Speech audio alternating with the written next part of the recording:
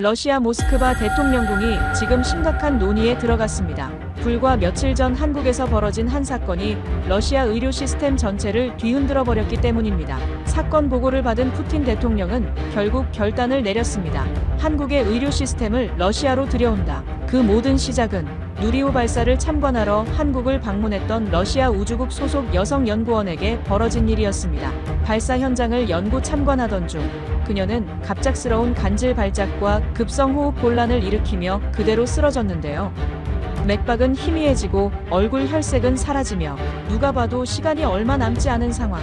하지만 주변은 대학병원도 신경외과도 없는 외딴 곳이었고 러시아 본부는 상황도 파악하지 못한 채 즉시 본국 송환하라며 압박만 보내고 현장 분위기는 사실상 죽음의 카운트다운에 들어가고 있었습니다.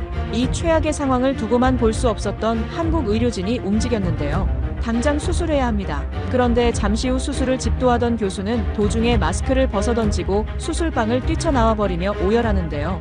수술방에선 무슨 일이 있던 걸까요? 그리고 러시아 연구원은 살아날 수 있었을까요? 그 전에 구독과 좋아요는 이 영상이 누리호보다 더 빠르게 한국 의료의 위대함을 전 세계로 퍼뜨릴 수 있도록 도와줍니다. 그리고 진심으로 우리 우주기술과 의료기술이 세계 최고라고 생각하신다면 댓글에 한국 최고 꼭 남겨주세요. 어디서 보고 계신지도 알려주시면 우리는 국경을 넘어 하나로 연결될 수 있습니다. 그럼 사연 시작합니다. 저는 안드레이 멜리코프, 38살입니다.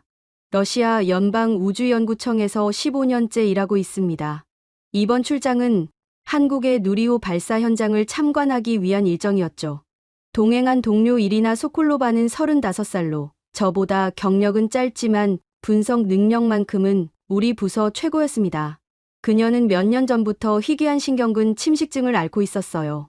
증상이 급격히 나빠지면 호흡근까지 마비될 수 있다는 진단을 받았지만 러시아 내에서는 약물 수급조차 제대로 안 되는 상황이었습니다.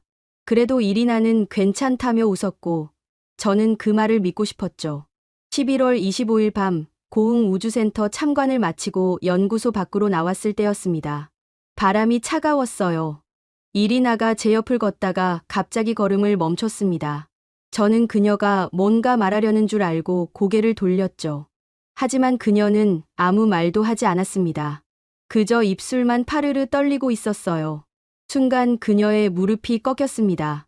저는 반사적으로 팔을 뻗어 그녀를 붙잡았지만 온몸에 힘이 빠진 그녀를 지탱하기엔 역부족이었습니다. 우리는 함께 바닥에 주저앉았죠. 이리나, 이리나. 제 목소리가 떨렸습니다. 그녀는 눈을 뜨고 있었지만 초점이 흐릿했어요. 입을 벌렸다 다물기를 반복할 뿐 숨소리조차 제대로 들리지 않았습니다. 저는 손이 떨려서 휴대전화를 꺼내는 데만 몇 초가 걸렸습니다. 한국 응급번호가 뭐였더라. 머릿속이 하얘졌죠. 주변 사람이 달려와 말했습니다. 119요. 119. 전화를 걸었습니다. 목소리를 가다듬으려 했지만 떨림을 감출 수가 없었어요. 한국어로 설명할 자신이 없어서 영어로 급하게 말했습니다. 친구가 쓰러졌어요. 숨을 못 쉬어요. 빨리 와주세요. 상담원은 침착했습니다.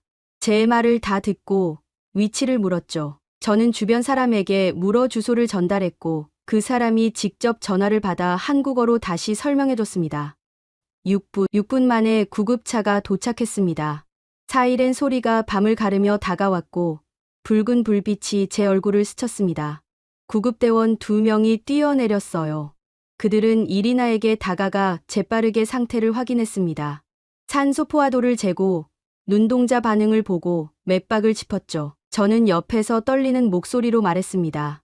신경근 침식증이에요. 러시아에서 치료받던 환자예요. 대원 한 명이 고개를 끄덕이며 무전기에 대고 뭔가 빠르게 말했습니다. 저는 한국어를 알아듣지 못했지만 그 목소리엔 긴박함이 묻어 있었어요. 들것에 이리나를 실었습니다. 저도 구급차에 올라탔죠. 차 안은 좁았지만 장비들이 빼곡했습니다.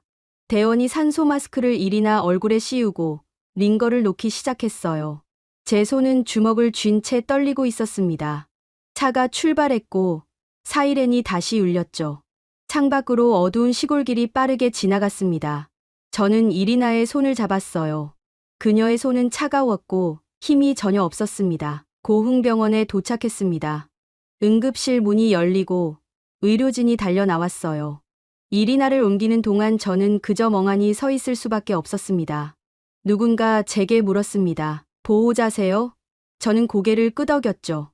동료 친구예요. 그들은 이리나를 안으로 데려갔고 저는 복도에 남겨졌습니다. 10여 분 후 의사가 나왔습니다. 젊은 여자 의사였어요. 표정이 굳어 있었죠. 저희 병원에선 할 수 있는 게 없습니다. 즉시 상급병원으로 전원해야 해요. 제 심장이 철렁 내려앉았습니다. 그럼 어디로 가야 하나요? 의사가 말했습니다. 화순 전남대병원으로 헬기 이송 요청했어요. 곧 올 거예요. 헬기라니 저는 믿을 수가 없었습니다. 이 작은 시골 도시에서 외국인 환자를 위해 헬기를 띄운다고요? 의사는 제 표정을 읽었는지 덤덤하게 말했습니다. 응급 상황이니까요. 당연한 거예요. 당연하다니. 저는 아무 말도 할 수 없었어요. 얼마 지나지 않아 헬기 소리가 들렸습니다. 지붕 위 헬기장에서 프로펠러가 돌아가는 소리가 건물을 흔들었어요. 의료진이 이리나를 들것에 실어 나르기 시작했고 저도 뛰어갔습니다. 헬기 문이 열렸고 안에는 의료 장비들이 빼곡했어요. 구급대원이 말했습니다. 보호자 한 분만 탑승 가능합니다. 저는 망설임 없이 올라탔습니다. 떴습니다. 귀가 먹먹해졌고 몸이 공중에 뜬 듯한 느낌이 들었어요. 창밖으로 고흥의 불빛들이 점점 작아졌습니다. 이리나는 여전히 눈을 감고 있었고 산소 마스크 너머로 희미한 숨소리만 들렸죠. 저는 그녀의 손을 다시 잡았습니다. 이번엔 조금 더 세게 쥐었어요. 버텨, 이리나, 제발 버텨줘. 32분 만에 화순 전남대병원에 도착했습니다. 헬기가 착륙하자마자 문이 열렸고 의료진이 우르르 몰려왔어요. 그들은 이리나를 재빠르게 옮겼고 저는 뒤따라 뛰었습니다. 복도를 지나며 누군가 소리쳤습니다. 신경근 침식 환자, 호흡보조 준비. 응급실 안은 환했고 장비들이 일제히 작동하기 시작했어요. 저는 유리창 너머로 지켜봤습니다. 의사 여러 명이 이리나를 둘러싸고 손을 쉴 새 없이 움직였어요. 누군가 주사를 놓고 누군가 모니터를 보며 뭔가 지시했죠. 저는 그 광경을 보며 눈물이 났습니다. 제가 울고 있다는 걸 깨달았을 때 이미 뺨이 젖어 있었어요.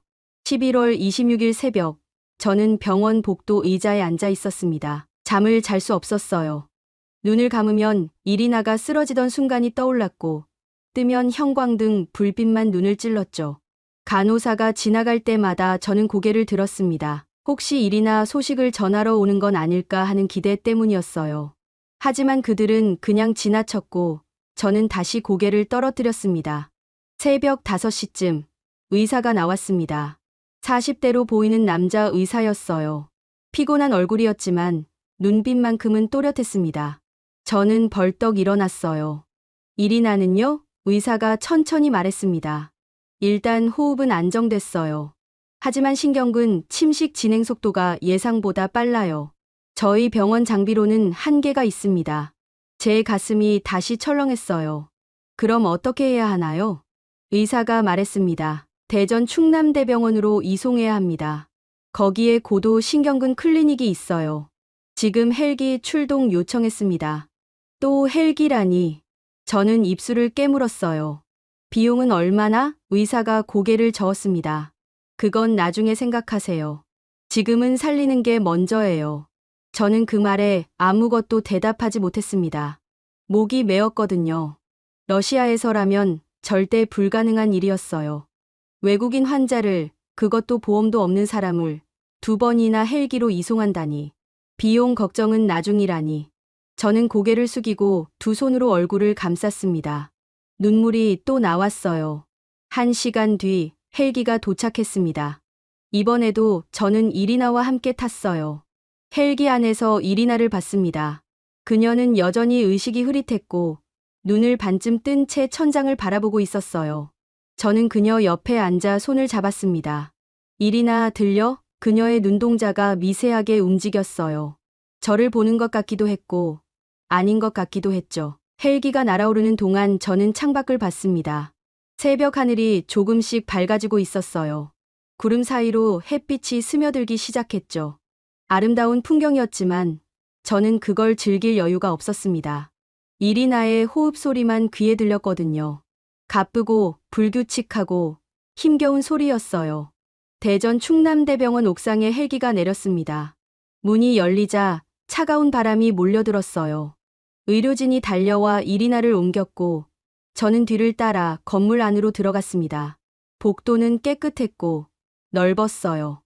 벽면에는 각종 안내판과 그림들이 걸려 있었죠.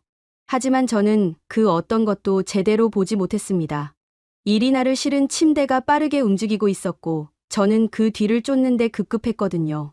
엘리베이터를 타고 지하로 내려갔습니다. 고도 신경근 클리닉이라는 표지판이 보였어요. 문이 열리고 이리나가 안으로 들어갔습니다. 간호사가 저를 막았어요. 보호자, 대기실은 저쪽이에요. 저는 고개를 끄덕이고 돌아섰습니다. 하지만 몇 걸음 걷다가 멈췄어요. 뒤를 돌아봤죠. 문이 닫히고 이리나가 사라졌습니다. 대기실은 텅 비어 있었습니다. 저 혼자였어요. 의자에 앉아 고개를 떨어뜨렸습니다. 손이 떨렸어요. 주먹을 쥐었다 폈다를 반복했지만 떨림은 멈추지 않았습니다. 얼마나 시간이 지났을까요? 30분쯤 됐을 때 간호사가 들어왔습니다. 보호자분, 잠깐 오세요. 저는 벌떡 일어나 따라갔어요. 작은 상담실로 안내됐습니다. 의사가 앉아 있었어요. 50대쯤 돼 보이는 남자였고 안경을 쓰고 있었습니다. 그가 말했습니다. 앉으세요. 저는 의자에 앉았지만 등을 기대지 못했어요. 몸이 앞으로 기울어져 있었죠. 의사가 서류를 보며 말했습니다. 환자분 상태가 심각합니다. 신경근 침식이 상당히 진행됐어요. 호흡근까지 영향을 받기 시작했고요.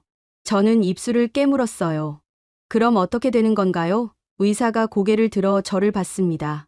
최선을 다하겠습니다. 하지만 장담은 못해요. 저는 눈을 감았습니다. 눈물이 나올 것 같았거든요. 하지만 참았어요. 의사 앞에서 무너지고 싶지 않았습니다. 그가 다시 말했습니다. 러시아에서는 어떤 치료를 받았나요? 저는 떠듬거리며 대답했어요. 약물 치료 조금. 하지만 약이 부족했어요. 제재 때문에 수급이 안 됐고 전문센터도 폐쇄됐습니다. 의사가 고개를 끄덕였어요. 여기서는 필요한 약물 다 있어요. 장비도 충분하고요. 걱정 마세요. 그 말에 저는 고개를 들었습니다. 정말 살 수 있을까요? 의사가 잠시 멈칫했어요. 그러고는 조용히 말했습니다. 희망은 있어요. 포기하지 마세요. 상담실을 나와 다시 대기실로 돌아왔습니다. 창밖으로 대전 시내가 보였어요. 차들이 오가고 사람들이 걸어 다녔죠. 평범한 아침 풍경이었습니다. 하지만 제게는 아무것도 평범하지 않았어요. 이리나가 저 안에서 싸우고 있었거든요. 저는 휴대전화를 꺼내 모스크바에 있는 이리나 어머니께 메시지를 보냈습니다. 병원 옮겼어요. 의사들이 최선 다하고 있어요. 걱정 마세요. 거짓말이었어요. 걱정하지 말라니.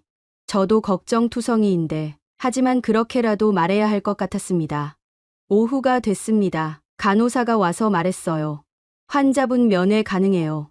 5분만 들어가세요. 저는 고개를 끄덕이고 따라갔습니다. 중환자실 문이 열렸어요. 기계 소리가 들렸습니다. 삐삐삐 규칙적인 심장박동 소리였죠. 이리나가 침대에 누워 있었습니다. 온몸에 선이 연결돼 있었고 얼굴엔 산소 마스크가 씌워져 있었어요. 저는 천천히 다가갔습니다. 그녀의 손을 잡았어요. 여전히 차가웠습니다. 이리나 나야, 안드레이. 그녀의 눈꺼풀이 떨렸어요. 천천히 눈을 떴습니다. 그녀가 저를 봤어요. 눈동자에 눈물이 고였습니다. 말을 하려는 듯 입술이 움직였지만 소리는 나오지 않았어요. 저는 고개를 저었습니다. 말하지 마. 그냥 버텨줘. 알겠지? 그녀의 눈에서 눈물이 흘러내렸습니다. 산소 마스크 가장자리를 따라 떨어졌어요. 저는 눈물을 닦아주고 싶었지만 감히 마스크를 건드릴 수 없었습니다. 그냥 손만 꽉 쥐었어요. 한국 의사들 정말 대단해. 너 살릴 거야. 꼭 살릴 거라고. 이리나가 눈을 깜빡였습니다. 믿는다는 듯이, 아니면 믿고 싶다는 듯이. 간호사가 들어왔어요. 시간 다 됐어요. 저는 고개를 끄덕이고 손을 놓았습니다. 문을 나서며 뒤돌아봤어요. 이리나는 눈을 감고 있었습니다. 저는 복도로 나와 벽에 등을 기댔어요. 그리고 주저앉았습니다. 무릎을 껴안고 고개를 묻었죠. 우리나라에서는 이런 치료 받을 수 없었어. 중얼거렸어요. 누구에게 하는 말인지도 몰랐습니다. 그냥 나온 말이었어요. 한국이 아니었다면 이리나는 이미 죽었을 거예요. 고흥에서 쓰러졌을 때, 화순에 도착했을 때, 지금 이 순간에도 한국이 아니었다면 11월 26일 오후 의료진이 예후 설명을 하겠다며 저를 불렀습니다. 상담실로 다시 들어갔어요. 이번엔 의사 2명이 앉아 있었습니다. 한 명은 아침에 봤던 그 의사였고 다른 한 명은 젊은 여자 의사였어요. 그들의 표정이 무거웠습니다. 저는 의자에 앉으며 심장이 빠르게 뛰는 걸 느꼈어요. 남자 의사가 입을 열었습니다. 환자분 상태가 예상보다 좋지 않아요. 신경근 손상이 광범위하게 진행됐고 회복 가능성을 단언하기 어렵습니다. 저는 숨을 들이켰어요. 그럼 죽을 수도 있다는 말인가요? 의사가 잠시 말을 멈췄습니다. 그리고 천천히 고개를 끄덕였어요. 가능성은 있어요. 하지만 저희는 끝까지 최선을 다할 겁니다. 저는 두 손으로 얼굴을 감쌌습니다. 눈을 질끈 감았어요. 이리나 어머니 얼굴이 떠올랐습니다. 모스크바에서 딸을 기다리고 계실 그분께 뭐라고 말해야 할까요? 딸이 죽을 수도 있다고? 저는 고개를 저었어요. 아니, 아직 아니야.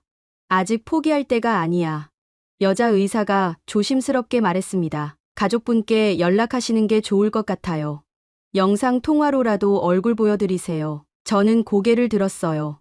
지금 면회 가능한가요? 의사가 고개를 끄덕였습니다. 잠깐이라면요. 저는 중환자실로 다시 들어갔습니다. 이리나는 여전히 똑같은 자세로 누워 있었어요. 기계음만 규칙적으로 울리고 있었죠. 저는 휴대전화를 꺼내 영상통화를 걸었습니다. 모스크바는 지금 새벽이었어요. 하지만 이리나 어머니는 단번에 받았습니다. 안드레이, 이리나는요? 화면에 그분 얼굴이 떴어요. 피곤하고 붓고 눈가가 빨갛게 충혈돼 있었습니다.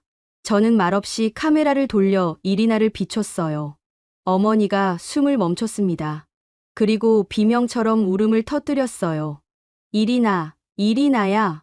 저는 카메라를 이리나 얼굴 가까이 가져갔습니다. 어머니의 목소리가 휴대전화 스피커를 통해 중환자실에 울려 퍼졌어요. 딸아 엄마야, 엄마 목소리 들려? 이리나의 눈꺼풀이 떨렸습니다. 천천히 눈을 떴어요. 초점 없는 눈동자가 천장을 향했다가 제 손에 들린 휴대전화 쪽으로 움직였습니다. 딸아, 제발 살아줘. 어머니가 울먹였어요. 목소리가 떨리고 끊어지고 부서졌습니다. 엄마, 딸 착한 내 딸 꼭 살아서 돌아와줘. 제발. 이리나의 눈에서 눈물이 흘러내렸습니다. 산소 마스크 안쪽으로 스며들었어요. 그녀는 말을 할 수 없었지만 입술이 미세하게 움직였습니다. 저는 그 모양을 읽을 수 있었어요. 엄마. 저는 눈물을 참으려 했지만 실패했습니다. 눈물이 뺨을 타고 흘러내렸어요. 어머니가 화면 너머에서 계속 울었습니다. 안드레이, 부탁이에요. 우리 딸 꼭 지켜줘요. 제발. 저는 떨리는 목소리로 대답했어요. 내 약속 드려요. 꼭 지킬게요. 통화를 끊었습니다. 중환자실이 다시 조용해졌어요. 기계음만 남았죠. 저는 이리나 손을 잡았습니다. 그녀는 여전히 눈물을 흘리고 있었어요. 저는 그 손을 두 손으로 감쌌습니다. 이리나 들려? 너 꼭 살아야 돼. 어머니 기다리고 계셔. 러시아로 돌아가야지. 알겠지? 이리나의 눈동자가 저를 향했습니다. 그녀가 눈을 깜빡 한 번, 두 번. 저는 그게 대답이라고 믿었습니다. 그녀도 살고 싶다고, 돌아가고 싶다고 말하는 거라고. 간호사가 들어왔어요. 보호자분, 나가셔야 해요. 저는 고개를 끄덕이고 손을 놓았습니다. 문을 나서기 전 뒤돌아봤어요. 이리나는 눈을 감고 있었습니다. 눈물 자국이 아직 남아 있었죠. 복도로 나왔습니다. 저는 벽에 기대섰어요. 다리에 힘이 없었습니다. 주저앉고 싶었지만 참았어요. 대신 주먹으로 벽을 쳤습니다. 한 번, 두 번. 아프지 않았어요. 아니, 아팠지만 느껴지지 않았습니다. 얼마나 그렇게 서 있었을까요? 간호사가 지나가다 멈춰 섰어요. 괜찮으세요? 저는 고개를 끄덕였습니다. 괜찮아요. 거짓말이었죠. 간호사가 말했어요. 환자분 강하세요. 끝까지 버티실 거예요. 저는 그 말에 고개를 들었습니다. 어떻게 알아요? 간호사가 미소 지었어요. 여기 오는 환자분들 다 그래요. 살고 싶어 하시죠. 그 마음이 제일 중요해요. 저는 아무 말도 하지 못했습니다.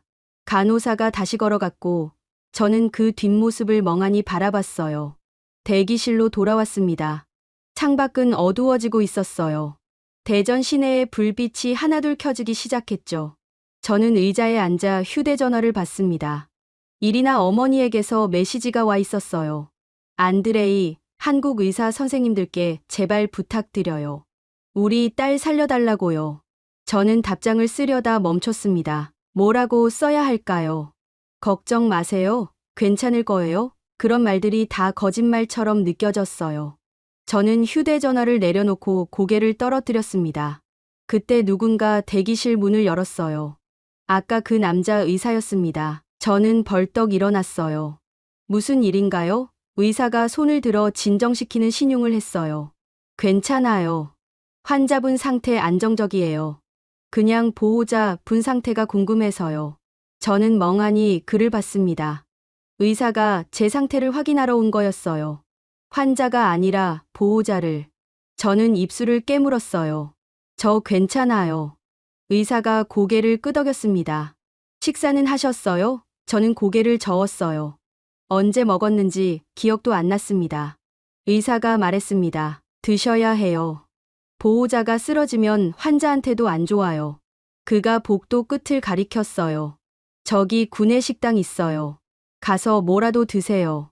저는 고개를 끄덕였지만 움직이지 않았습니다. 의사가 한숨을 쉬었어요. 환자분 지금 잘 버티고 계세요. 보호자 분도 버텨야죠. 그 말에 저는 겨우 발걸음을 뗐습니다. 구내식당으로 향했어요. 복도를 걸으며 창밖을 봤습니다. 대전의 밤이 완전히 내려앉았어요. 별은 보이지 않았습니다. 도시의 불빛이 너무 밝았거든요. 하지만 저는 그 불빛들이 따뜻하게 느껴졌어요. 이 도시 어딘가에서 이리나를 살리기 위해 누군가 밤을 지새우고 있을 테니까요. 11월 27일 새벽, 저는 휴대전화 진동 소리에 잠에서 깼습니다. 대기실 의자에서 졸고 있었어요. 목이 뻐근했고 허리가 아팠습니다. 휴대전화 화면을 봤어요. 모스크바에서 온 전화였죠. 번호를 보는 순간 온몸이 긴장했습니다. 러시아 우주부 고위 관계자였거든요. 전화를 받았어요.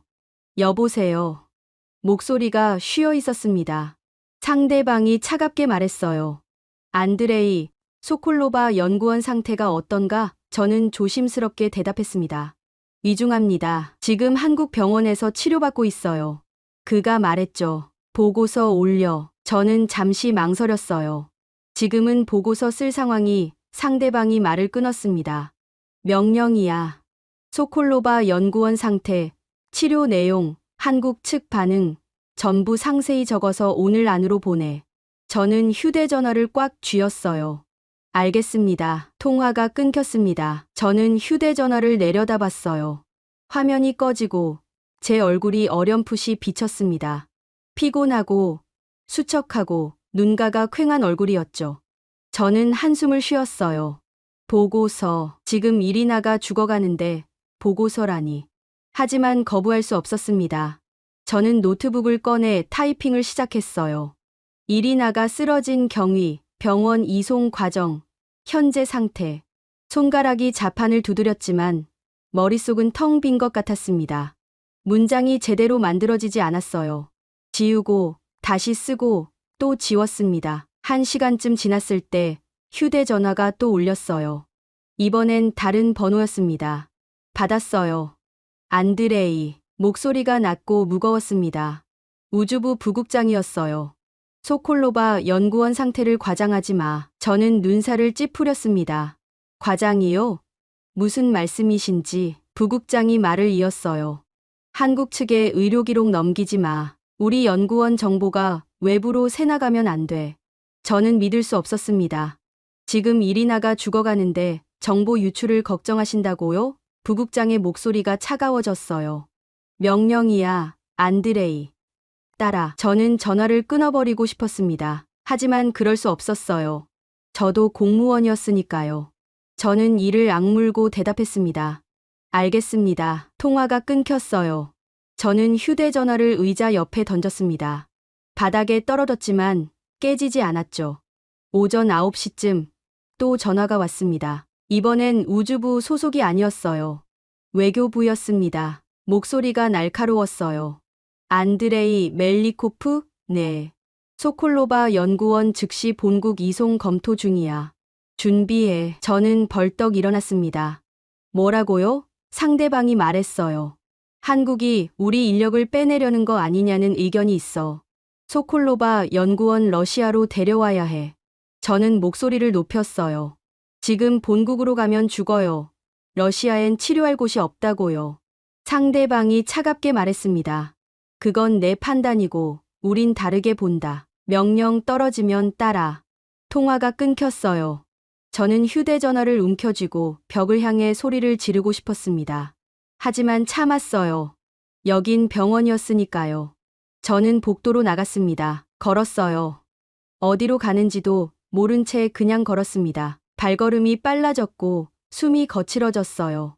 화가 났습니다. 이리나를 살리는 것보다 체면이 중요한 그들에게, 정보 유출을 걱정하는 그들에게, 죽어가는 사람을 정치적 도구로 보는 그들에게. 계단을 올라갔습니다. 옥상 문이 보였어요.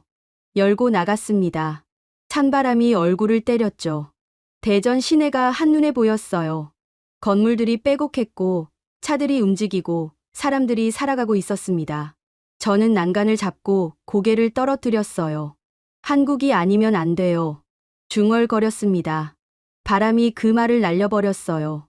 저는 고개를 들어 하늘을 봤습니다. 구름이 빠르게 흘러가고 있었죠. 저는 눈을 감았어요. 이리나 얼굴이 떠올랐습니다. 쓰러지던 그 밤, 헬기 안에서 눈물 흘리던 모습, 어머니 목소리 듣고 울던 순간, 저는 결심했습니다. 명령이 떨어져도 따르지 않겠다고, 이리나를 러시아로 데려가지 않겠다고, 설령 제가 처벌받더라도 이리나는 한국에서 치료받아야 한다고. 옥상 문이 열렸어요. 간호사가 나왔습니다. 보호자분, 저는 뒤돌아봤어요. 간호사가 말했어요. 환자분 깨어나셨어요. 잠깐 면회 가능해요. 저는 뛰어갔습니다. 계단을 내려가고 복도를 달렸어요. 중환자실 문을 열었습니다. 이리나가 눈을 뜨고 있었어요. 여전히 산소 마스크를 쓰고 있었지만 눈빛이 조금 또렷해 보였습니다. 저는 다가가 손을 잡았어요. 이리나, 그녀가 저를 봤습니다. 눈동자가 움직였어요. 저는 떨리는 목소리로 말했습니다. 러시아에서 연락 왔어. 너 데려가려고 해. 이리나의 눈이 커졌어요. 공포가 스쳤습니다. 저는 손을 더 세게 쥐었어요. 안 보낼 거야. 절대 안 보내. 너 여기서 치료받아야 해. 한국이 아니면 안 돼. 이리나의 눈에서 눈물이 흘렀습니다. 고개를 미세하게 끄덕였어요. 저는 그 눈물을 보며 이를 악물었습니다. 그때 의사가 들어왔어요. 아침에 봤던 그 남자 의사였습니다. 저는 그를 돌아봤어요. 의사가 차트를 보며 말했습니다. 상태 조금 나아졌어요. 하지만 아직 안심할 단계는 아니고요. 저는 조심스럽게 물었습니다. 만약 환자를 다른 나라로 이송하면 어떻게 되나요? 의사가 고개를 들었어요. 지금요? 네, 의사가 단호하게 말했습니다. 죽어요. 저는 숨을 들이켰어요. 의사가 이어서 말했습니다. 환자분 상태가 너무 불안정해요. 이동 자체가 위험하고 러시아 가는 동안 적절한 치료 못 받으면 끝이에요. 저는 고개를 끄덕였습니다. 알겠습니다. 의사가 저를 봤어요. 혹시 본국에서 압박 들어오는 거예요? 저는 잠시 망설이다 고개를 끄덕였습니다. 의사가 한숨을 쉬었어요. 그런 일 종종 있어요. 하지만 우린 환자 생명이 우선이에요. 다른 건 나중 문제고요. 저는 그 말에 눈물이 날 뻔했습니다. 참았어요. 의사가 다시 말했습니다. 우리가 지킬게요.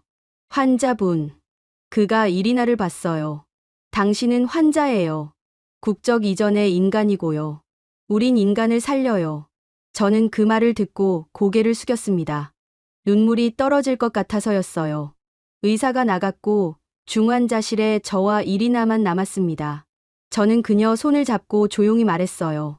들었지? 한국이 우릴 지킨다고 했어. 걱정 마. 이리나가 눈을 감았습니다. 눈물이 또 흘렀어요. 하지만 이번엔 슬픔이 아니었어요. 안도였습니다. 저는 그 눈물을 보며 생각했어요. 한국이 우릴 지키고 있다고. 정말로. 그날 오후 저는 대기실에서 노트북 작업을 하고 있었습니다. 러시아로 보낼 보고서를 수정하는 중이었어요. 하지만 집중할 수가 없었습니다. 몇 줄 쓰다가 지우고 또 쓰다가 멈추고 손가락이 자판 위에 떠 있었죠. 갑자기 복도에서 발소리가 들렸습니다. 빠른 발소리였어요. 여러 명이 뛰어가는 소리였죠. 저는 고개를 들었습니다. 누군가 소리쳤어요. 사무실, 빨리. 저는 벌떡 일어났습니다. 사무실, 이리나 병실이었어요. 뛰어나갔습니다. 복도를 달렸어요. 중환자실 문 앞에 의료진이 모여 있었습니다. 간호사가 저를 막았어요.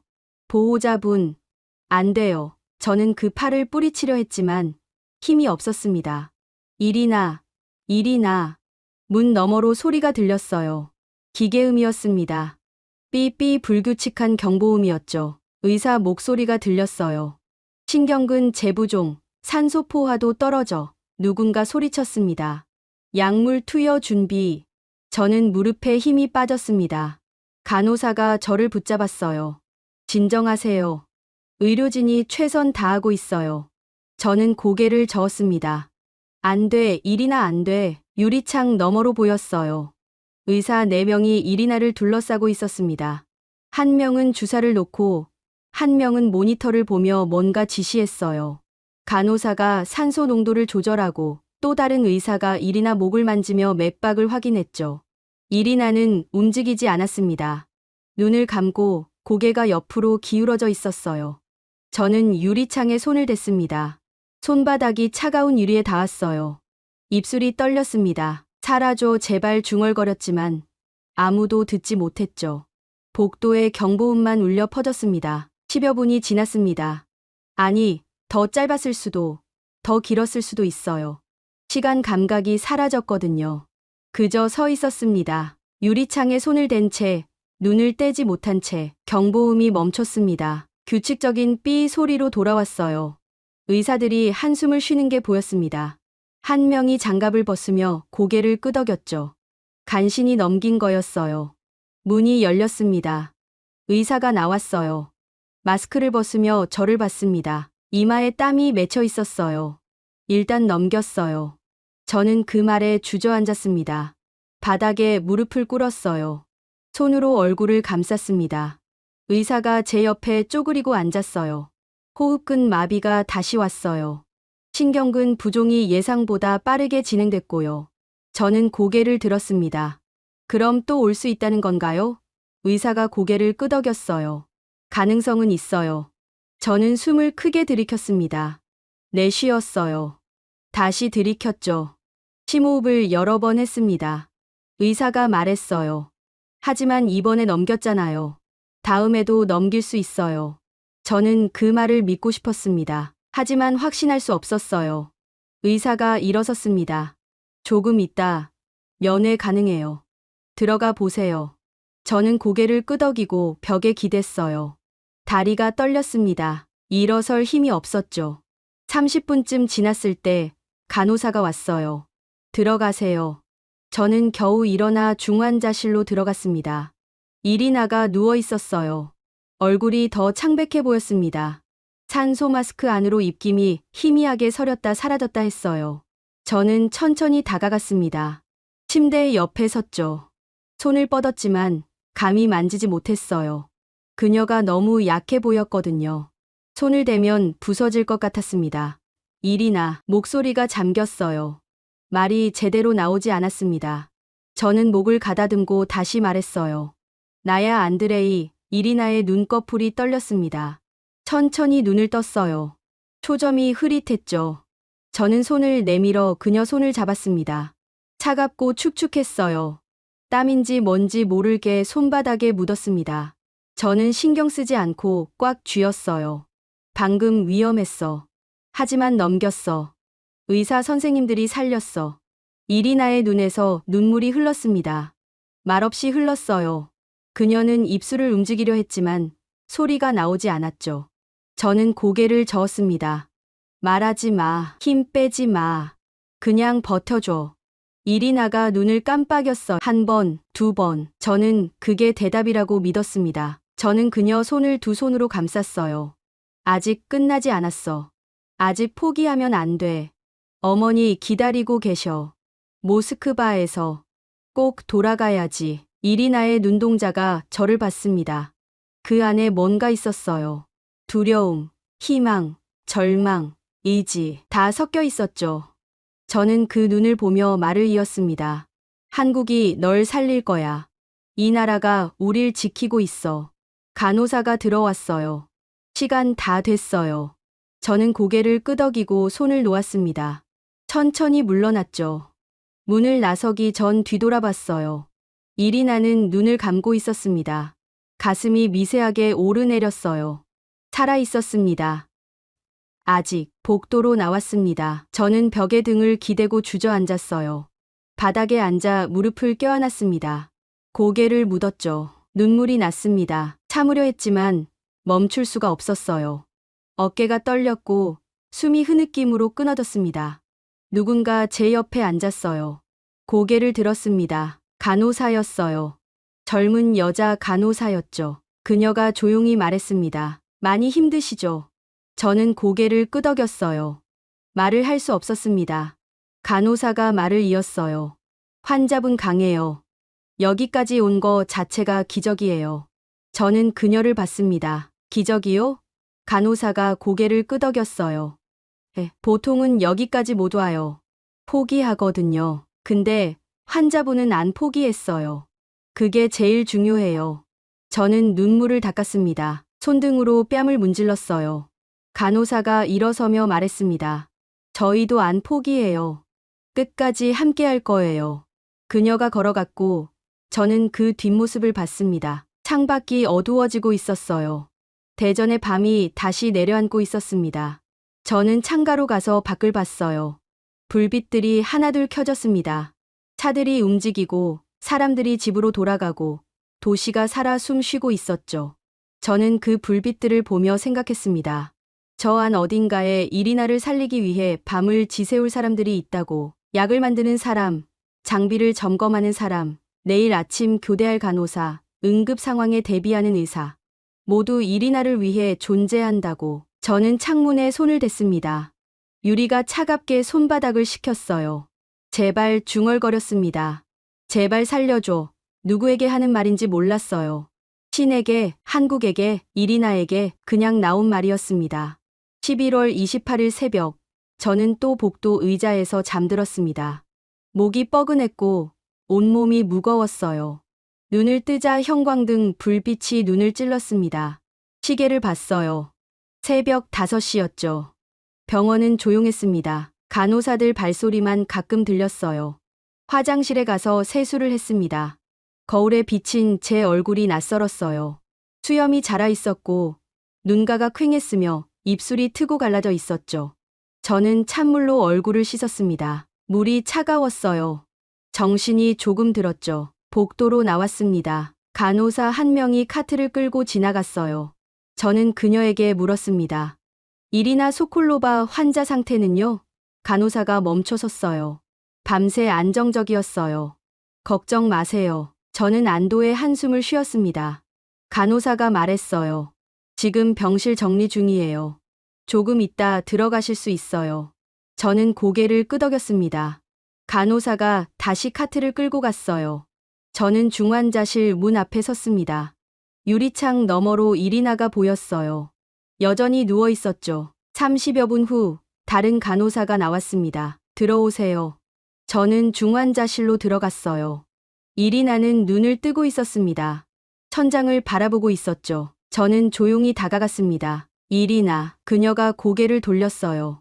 저를 봤습니다. 눈빛이 어제보다 조금 또렷해 보였어요. 저는 미소 지으려 했지만 입가만 살짝 올라갔습니다. 밤새 괜찮았대. 잘 버텼어. 이리나가 입술을 움직였어요. 소리는 나오지 않았지만 입 모양을 읽을 수 있었습니다. 고마워. 저는 고개를 저었습니다. 고마워할 건 없어. 난 아무것도 안 했어. 한국 의사들이 다 한 거야. 간호사가 다가왔어요. 20대로 보이는 젊은 간호사였습니다. 그녀가 이리나에게 말했어요. 아침 체크할게요. 부드러운 목소리였죠. 간호사는 혈압계를 감고 체온을 재고 맥박을 확인했습니다. 하나하나 꼼꼼하게 기록했어요. 일을 마친 간호사가 이리나 손을 가볍게 잡았습니다.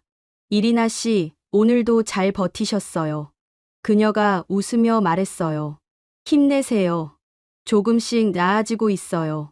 이리나의 눈에서 눈물이 흘렀습니다. 간호사가 티슈를 꺼내 조심스럽게 닦아줬어요. 저는 그 광경을 보며 가슴이 뭉클했습니다. 간호사가 환자 손을 잡는다니. 러시아에서는 본 적 없는 일이었어요. 간호사는 업무만 처리하고 나갔죠. 환자와 대화하는 일도 드물었고 손을 잡는 건 상상도 못할 일이었습니다. 간호사가 나갔어요. 저는 이리나 곁에 앉았습니다. 본 거 맞지? 간호사가 손 잡아줬어. 이리나가 고개를 끄덕였어요. 눈물이 또 흘렀습니다. 저는 티슈를 꺼내 닦아줬어요. 울지 마. 힘 빼. 오전 10시쯤 의사가 회진을 왔습니다. 차트를 보며 상태를 확인했어요. 고개를 끄덕이며 말했습니다. 많이 좋아졌네요. 계속 이 상태 유지하면 곧 일반 병실로 옮길 수 있어요. 저는 눈이 커졌습니다. 정말요? 의사가 웃었어요. 희망적이에요. 의사가 나간 후 저는 이리나에게 말했습니다. 들었지? 일반 병실 간대. 좋아지고 있어. 이리나가 미소 지으려 했어요. 입가가 살짝 올라갔죠. 산소 마스크 때문에 제대로 보이지 않았지만 저는 알 수 있었습니다. 점심시간이었습니다. 간호사가 들어와 이리나 침대를 조금 일으켜 세웠어요. 식사 시간이에요. 조금씩 드실 수 있을 거예요. 미음 같은 게 담긴 그릇을 가져왔습니다. 숟가락으로 떠서 이리나 입에 조심스럽게 넣어줬어요. 이리나가 삼켰습니다. 천천히, 조심스럽게. 간호사가 계속 떠서 먹였어요. 천천히 드세요. 서두르지 마세요. 부드러운 목소리였습니다. 마치 아기에게 말하는 것 같았지만 무시하는 느낌은 전혀 없었어요. 오히려 따뜻했습니다. 식사를 마친 후 간호사가 이리나 입가를 닦아줬어요. 잘 드셨어요. 오늘 저녁엔 더 드실 수 있을 거예요. 이리나가 눈으로 감사를 표했습니다. 간호사가 미소 지으며 나갔어요. 오후가 됐습니다. 저는 창밖을 보고 있었어요. 햇빛이 병실 안으로 들어왔습니다. 따뜻했죠. 이리나도 그 빛을 받고 있었어요. 얼굴이 조금 덜 창백해 보였습니다. 저는 의자에 앉아 이리나 손을 잡았습니다. 이리나, 솔직히 말할게. 처음엔 한국이 우릴 도와줄 거라고 생각 못했어. 외국인이고 보험도 없고 돈도 없고. 근데 저는 말을 멈췄어요. 목이 메었습니다. 근데 이 사람들은 달라. 아무도 돈 얘기 안 해. 아무도 국적 따지지 않아. 그냥 살리려고 해. 너를. 이리나가 저를 봤어요. 눈물이 또 흘렀습니다. 저도 눈물이 났어요. 참으려 했지만 실패했습니다. 저녁 무렵 옆 병상에 할머니가 입원했습니다. 70대쯤 돼 보였어요. 간호사들이 할머니를 침대에 눕히고 링거를 꽂았죠. 할머니가 힘없는 목소리로 물었어요. 옆에 누구 있어요? 간호사가 대답했습니다. 러시아에서 오신 환자분이에요. 할머니가 고개를 돌려 이리나를 봤어요. 아이고, 어린 아가씨가. 할머니의 목소리가 떨렸습니다. 아가씨, 한국에서 꼭 나아야 해요. 이리나가 할머니를 봤어요. 할머니가 떨리는 손을 뻗었습니다. 이리나 쪽으로. 하지만 닿지 않았어요. 너무 멀었거든요. 할머니가 말했습니다. 우리나라가 아가씨 꼭 살릴 거예요. 걱정 말아요. 저는 그 말을 듣고 눈물이 왈칵 쏟아졌습니다. 참을 수가 없었어요. 할머니는 아픈 몸으로 입원했는데 옆 침대 외국인 환자를 걱정하고 있었습니다. 저는 고개를 숙이고 울었어요. 소리 내지 않으려 했지만 어깨가 떨렸습니다. 이리나도 울고 있었어요. 산소 마스크 안으로 눈물이 흘러내렸죠. 할머니가 다시 말했습니다. 울지 마요. 다 잘 될 거예요. 간호사가 할머니에게 말했어요. 할머니, 말씀 많이 하시면 안 돼요. 쉬셔야죠. 할머니가 고개를 끄덕였습니다. 하지만 눈은 계속 이리나를 향하고 있었어요. 밤이 됐습니다. 병실 불이 꺼졌어요. 복도 불빛만 희미하게 들어왔습니다. 저는 의자에 앉아 이리나를 지켜봤어요. 할머니는 이미 주무시고 계셨죠. 규칙적인 숨소리가 들렸습니다. 간호사가 들어왔어요. 야간 근무 간호사였습니다. 조용히 이리나 상태를 확인했어요. 체온 재고, 링거 속도 조절하고 이불을 덮어줬습니다. 그리고 이리나 손을 가볍게 잡았어요. 편히 주무세요. 제가 지키고 있을게요. 저는 그 장면을 보며 생각했습니다. 우리 조국에서는 이런 따뜻함을 느껴본 적이 없다고. 병원은 차갑고 의료진은 바쁘고 환자는 그저 번호였죠. 하지만 여기는 달랐어요. 환자를 사람으로 대했습니다. 이름을 불러주고 손을 잡아주고 따뜻한 말을 건넸어요. 저는 조용히 중얼거렸습니다. 한국 정말 따뜻한 나라야. 누구에게 하는 말인지 몰랐어요. 그냥 나온 말이었습니다.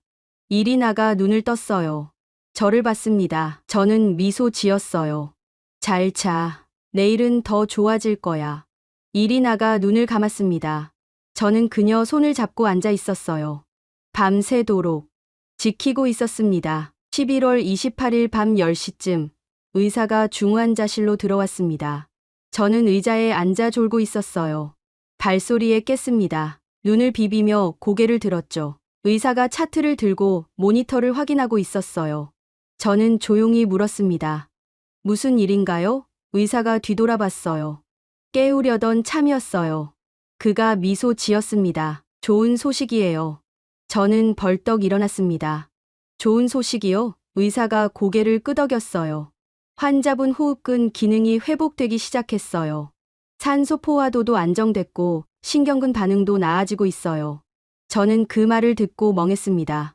뭐라고 대답해야 할지 몰랐어요. 의사가 다시 말했습니다. 마비 증상도 완화되고 있어요. 지금 손가락 움직임 테스트해 볼게요. 의사가 이리나에게 다가갔어요. 산소 마스크를 살짝 내리고 말했습니다. 이리나 씨, 제 말 들리세요? 이리나가 눈을 떴습니다. 고개를 끄덕였어요. 의사가 말했습니다. 오른손 검지 움직여 보세요.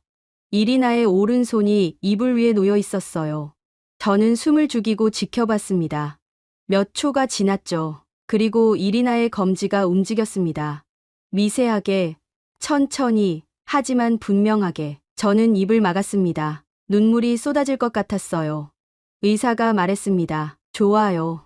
이번엔 왼손. 이리나의 왼손 검지도 움직였습니다. 더 약했지만 움직였어요. 의사가 차트에 뭔가 적었어요. 신경 전달이 회복되고 있어요. 이제 진짜 좋아지고 있는 거예요. 그가 저를 봤습니다. 고비 넘겼어요. 저는 그 말에 주저앉았습니다. 의자에 털썩 앉았어요. 손으로 얼굴을 감쌌습니다. 눈물이 흘렀어요.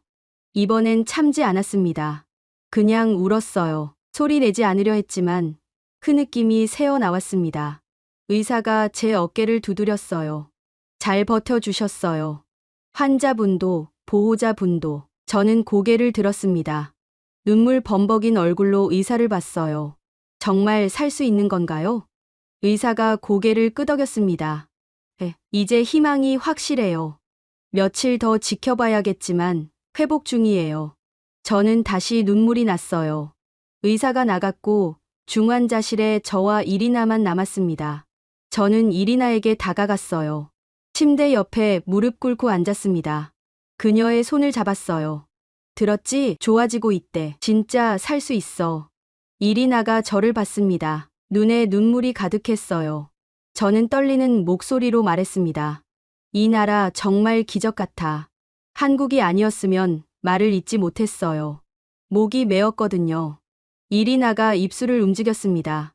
소리는 작았지만 들렸어요. 고마워. 저는 고개를 저었습니다. 내가 아니야. 한국이야. 이 나라 의사들이야. 간호사들이야. 이 모든 사람들이야. 이리나의 눈물이 흘러내렸어요. 저는 티슈로 닦아줬습니다. 자정이 넘었습니다. 간호사가 들어왔어요. 상태 확인할게요. 그녀가 각종 수치를 확인하고 기록했습니다. 모든 게 안정적이었어요. 간호사가 미소 지으며 말했습니다. 정말 잘 회복하고 계세요. 계속 이렇게만 하세요. 이리나가 고개를 끄덕였어요. 간호사가 나갔습니다. 저는 다시 의자에 앉았어요. 하지만 이번엔 편안했습니다. 지난 며칠간 느낀 적 없던 편안함이었죠. 새벽 2시쯤 이리나가 말했습니다. 안드레이, 제 이름을 불렀어요. 목소리가 여전히 약했지만 분명했습니다. 저는 벌떡 일어나 다가갔어요. 왜? 어디 아파? 이리나가 고개를 저었어요. 아니야, 그냥 고맙다고. 저는 그녀 손을 잡았습니다. 고마워하지 마. 넌 살아야 해. 그게 제일 중요해. 이리나가 말을 이었어요. 러시아로 돌아갈 수 있을까? 저는 고개를 끄덕였습니다. 당연하지. 완전히 나으면 돌아가. 어머니 기다리고 계셔. 이리나의 눈에서 또 눈물이 흘렀어요. 하지만 이번엔 슬픔이 아니었습니다. 안도였어요. 저는 그녀 손을 꽉 쥐었습니다. 한국이 널 살렸어. 이 나라가 우리에게 기적을 줬어. 아침이 밝았습니다. 창밖으로 햇빛이 들어왔어요. 따뜻한 빛이었습니다. 병실을 가득 채웠죠. 이리나는 눈을 뜨고 그 빛을 받고 있었어요. 얼굴의 생기가 조금 돌아온 것 같았습니다. 할머니가 깨어났어요. 어머, 아가씨 얼굴이 좋아졌네. 할머니가 웃으며 말했습니다. 다행이다. 정말 다행이야. 이리나가 할머니를 봤어요. 미소 지으려 했습니다. 입가가 올라갔죠. 오전 8시 의사가 회진을 왔습니다. 상태를 확인하고 고개를 끄덕였어요. 훌륭해요. 이대로면 이틀 후에 일반 병실로 옮길 수 있어요. 저는 그 말에 눈이 커졌습니다. 정말요? 의사가 웃었어요. 중환자실은 이제 필요 없어요. 일반 병실에서 재활 시작하면 돼요. 저는 고개를 끄덕였습니다. 말이 안 나왔어요. 너무 기뻐서. 의사가 나간 후 저는 이리나에게 말했습니다. 들었지? 일반 병실 간대. 정말 좋아지고 있어. 이리나가 말했어요. 믿기지 않아. 저는 웃었습니다. 나도 그래. 근데 진짜야. 우리 살았어. 점심시간이었습니다. 간호사가 식사를 가져왔어요. 이번엔 미음이 아니었습니다. 죽이었어요. 오늘부턴 이거 드실 수 있어요. 간호사가 말했습니다. 이리나가 천천히 먹었어요. 숟가락을 들고 입에 넣고 삼켰습니다. 저는 그 모습을 보며 눈물이 났습니다. 사흘 전만 해도 죽을 뻔했던 사람이 지금 스스로 밥을 먹고 있었어요. 기적이었습니다. 진짜 기적이었죠. 오후가 됐습니다. 저는 휴대전화를 꺼내 이리나 어머니께 메시지를 보냈어요. 이리나 많이 좋아졌어요. 곧 일반 병실 옮겨요. 걱정 마세요. 몇 분 후 답장이 왔습니다. 정말요? 하느님 감사합니다. 한국 의사 선생님들께도 감사드려요. 저는 그 메시지를 이리나에게 보여줬어요. 이리나가 읽고 울었습니다. 엄마, 저는 그녀 손을 잡았어요. 곧 직접 말할 수 있을 거야. 목소리로. 저녁이 됐습니다. 병실에 석양이 들어왔어요. 붉은 빛이었습니다. 따뜻하고 부드럽고 희망적인 빛이었죠. 저는 창밖을 봤습니다. 대전 시내가 보였어요. 건물들, 차들, 사람들, 모든 게 평화로워 보였습니다. 저는 중얼거렸어요. 이 나라에 빚졌어. 평생 갚을 수 없는 빚. 이리나가 말했습니다. 나도 그래. 저는 그녀를 봤어요. 우리 눈이 마주쳤습니다. 말하지 않아도 알 수 있었어요. 우리 둘 다 같은 생각을 하고 있다는 걸. 한국이 우리를 살렸다고. 이 나라가 우리에게 두 번째 생을 줬다고. 11월 29일 아침, 이리나는 일반 병실로 옮겼습니다. 중환자실을 나서는 순간, 저는 뒤돌아봤어요. 그 방에서 이리나가 죽을 뻔했고 살아났습니다.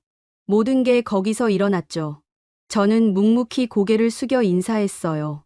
누구에게인지 몰랐습니다. 그냥 그래야 할 것 같았어요. 일반 병실은 밝았습니다. 창문이 컸고 햇빛이 가득 들어왔어요.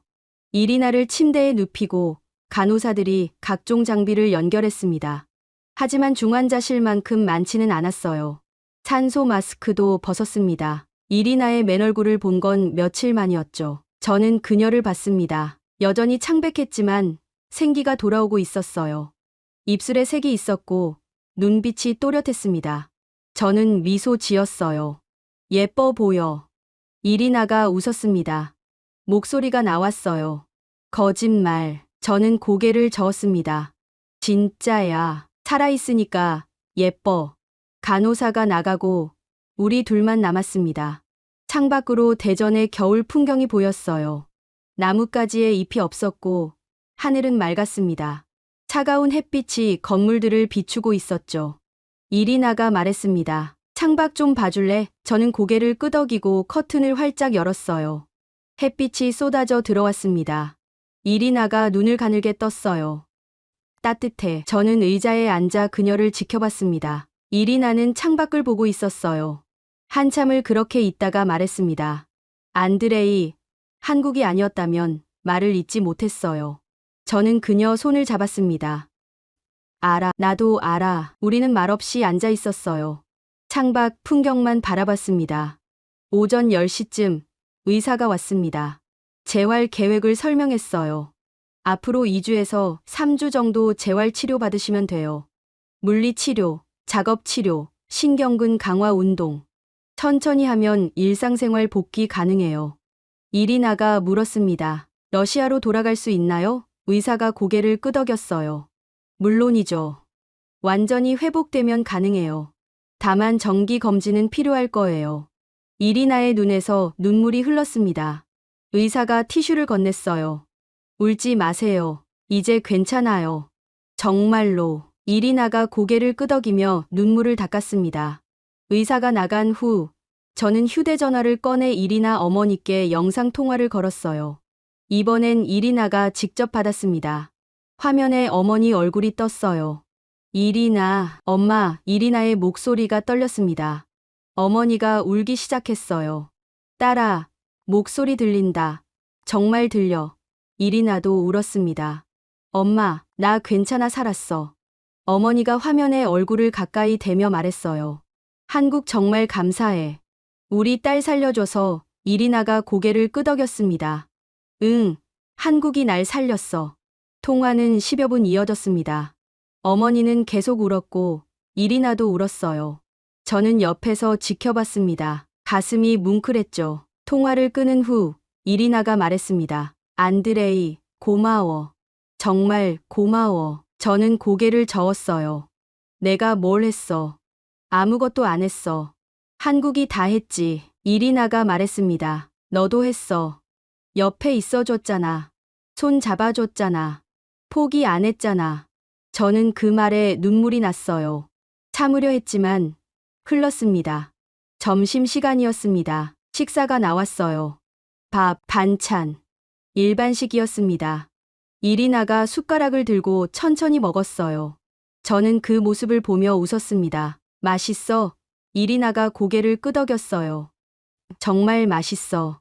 오후에 물리치료사가 왔습니다. 이리나의 팔다리를 움직여보고 근력을 테스트했어요. 많이 약해졌네요. 하지만 회복 가능해요. 매일 운동하면 돼요. 이리나가 고개를 끄덕였습니다. 치료사가 간단한 운동을 가르쳐줬어요.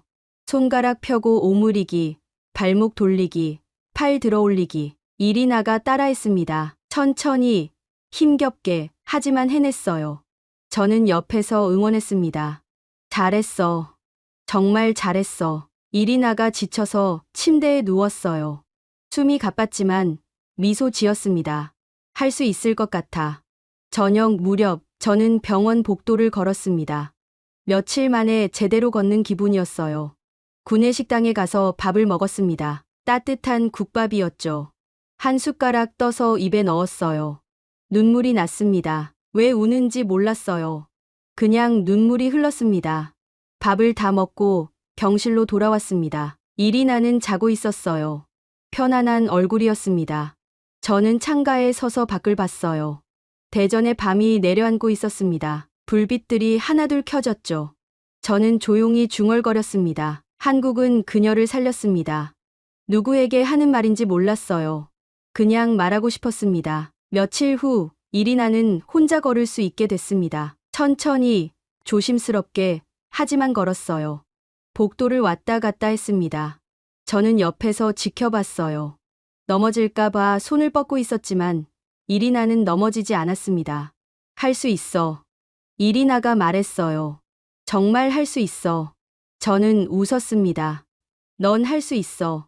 12월 초 러시아 대사관에서 연락이 왔습니다. 이리나의 회복 소식을 들었다고 했어요.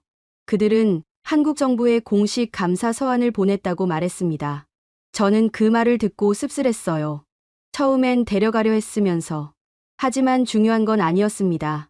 이리나가 살았다는 게 중요했죠. 어느 날 오후 이리나가 창밖을 보며 말했습니다. 안드레이, 한국 사람들에게 뭐라고 말해야 할까? 저는 그녀를 봤어요. 뭐라고 말하고 싶은데 이리나가 한참 생각하다 말했습니다. 한국은 내가 누구인지 묻지 않았어.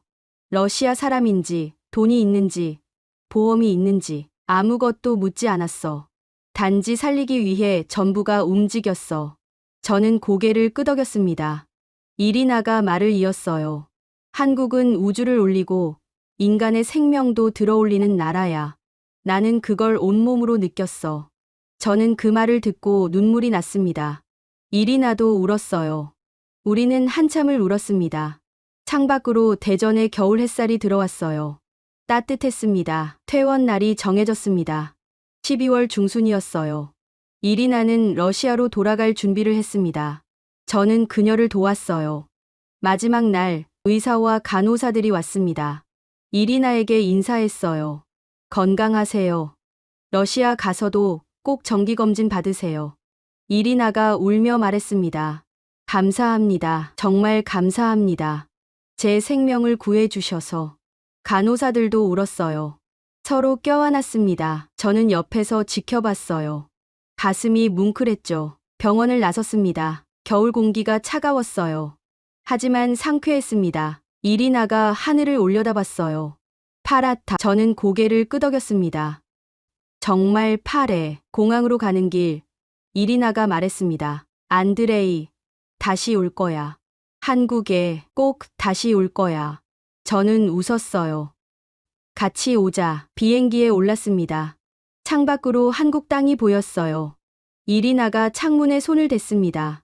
고마워, 한국. 정말 고마워. 저도 중얼거렸습니다. 고마워. 비행기가 이륙했습니다. 한국이 점점 작아졌어요. 하지만 제 가슴속에서는 더 커졌습니다. 이리나를 살린 나라.